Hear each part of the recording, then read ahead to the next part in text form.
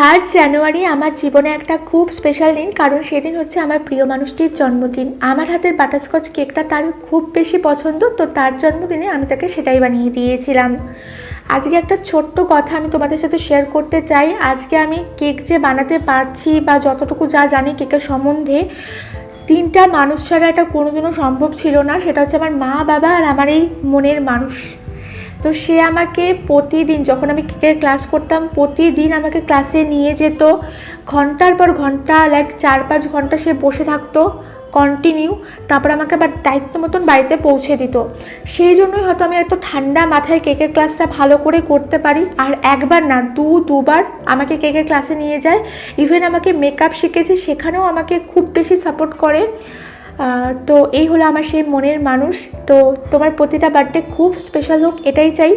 আজকের ভিডিওটা এতটুকুই। ভালো লাগলে লাইক করে দিও। টাটা।